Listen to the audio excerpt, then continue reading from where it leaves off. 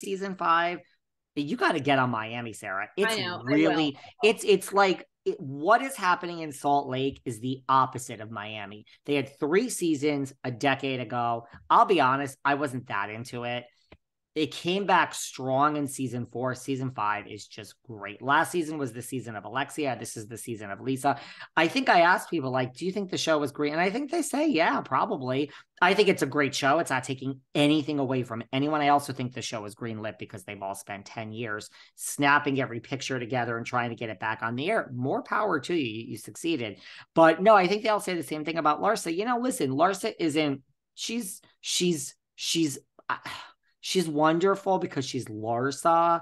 I think she's shy, really. Like go and listen to my interview with her. She's shy. She's actually shy. So she's not like, what am I trying to say nicely? I don't know. Because I mean, Lars is an interesting character to me because she used to be besties with the Kardashians, but then, there was the rumor that she and Scott were together, which kind of, I don't know. That's just BS. Okay. I think Larsa's an icon. I think Larsa is like larger. I think Larsa's one of those of like, you could say whatever you want. Is she the most interesting one on the show? Maybe not, but Larsa to me is like bigger than the show. Like she's Larsa Pippen. So love her or hate her, she'll be just fine. And she's not going anywhere. And she's just, I'm a huge Larsa fan. Love the new apartment that she's in. You need to get on look at this is the season of Lisa. This divorce with Lenny. You know what it is about Miami? I'm enjoying it a lot. It's not like I'm shocked. I have divorce in my family. When people get divorced, it gets nasty. Nothing shocks me. You never know what goes on. I'm not shocked that Lisa and Lenny are getting divorced. I told you, I heard from people that are Miami Housewives that no, I'm not saying they're currently on the show, but I've heard from multiple Miami Housewives that, they used to like swing, like they used to have wild, like I do not know this for a fact, but I was told that by multiple Miami Housewives that like Lenny always wanted his little thing on the side. You can see that with them. Listen, even if Lenny is 1,000 times less attractive than he is now, it doesn't matter. He's a plastic surgeon in Miami. Like there is a line out his door. I mean, this is how the fucking world works, guys. I'm not proud of it, right? Listen, if this doesn't work out with Katerina, there's at least 100, no, there's at least thousands of bimbos that are lining up to marry Lenny fucking Hochstein. That is a sick statement. That is the sick world that we live in.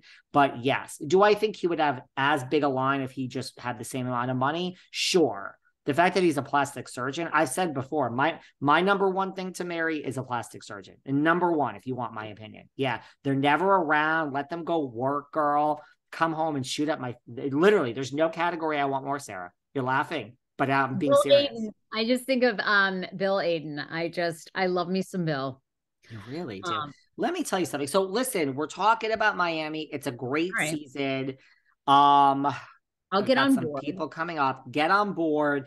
Okay. Nothing shocks me. I mean, there's lots of headlines. I guess nothing is shocking me. I guess that's why I'm not as, I don't know. Divorce gets ugly, guys. Divorce gets ugly. It's kind of like Julia Hart from My Unorthodox Life. She was so shocked when Silvio turned it nasty. I mean, divorce gets nasty. Speaking of Bill Aydin, that Jennifer Aydin has great clapbacks. Did you see that reel that was posted of like, here are some, listen, I've said before, you know what? Did I tell you this? That my latest thing in life is Jennifer Aydin, sit down, to me, is the equivalent of Ramona Singer. This is what I've decided. Really? Ooh, that's big shoes. Okay. Both in real life, Jennifer, I find to be a horrible person. I mean, I was friends with her. And Ramona, I mean, is a horrible person. So both horrible human beings. But on the show, yeah, you love to hate Ramona. That's how I feel about Jennifer. It's like, you can't stand this bitch. And then she just says something and you're like, she's so funny. You know, so I could separate the fact that I don't like her in the real world, like Ramona. Like, I think Jennifer is just, she understands the assignment. She really does. So good. These clapbacks, even like, I'm sorry, Marge, or my friend, like when Marge is yelling at her and she's like, you have no friends. And she's like, I have a family, something you'll never know. Like, I'm like, Jennifer comes and you think of her at the reunion. She doesn't care. She has great clapbacks, really. And she is Ramona. She is the New Jersey equivalent of Ramona. You love to hate her. You hate her, and then you just can't. You just can't. There's something soft about her. And, she does understand it. Like, again, okay, we talk about why Salt Lake is lacking, right? I mean, the Aydins have everything. They're rich. He's a plastic surgeon. He did have an affair. They kind of withheld that until Jennifer had been on what, 1, 2 seasons, 3 seasons. Jennifer's obviously super tight with Teresa. So, Team Teresa in her camp. But you see Jennifer hammered, you see Bill hammered. Bill gets along with the guys. Jennifer, her parents are a hot mess.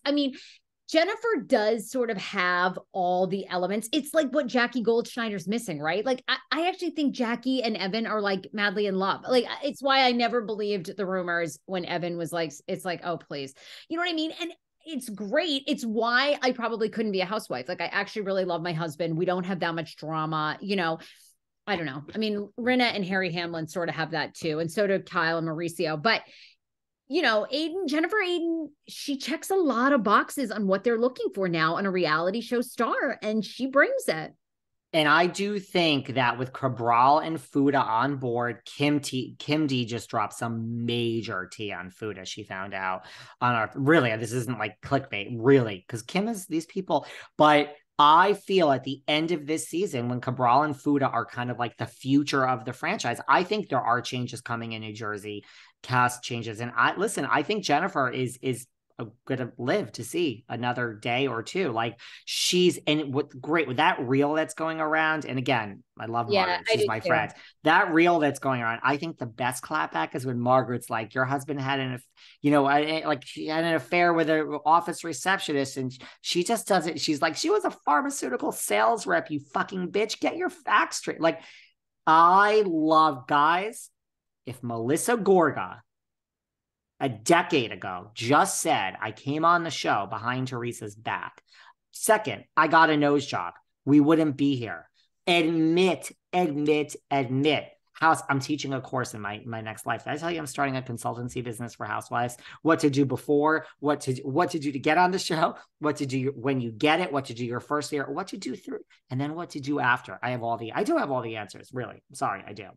No ego, I just do. But one of the things is admit when you are faced with something. So the fact that Jennifer is just like, she was this. Yeah, he had an affair. Now we're going to deal with it. Hi, America. Hi, world. We're dealing with an affair. That's the way to do it. It's the way to do it. I know. If only Denise Richards would have just admitted that there was a threesome with Brandy. But Denise, I think, was in a pickle because I don't think Aaron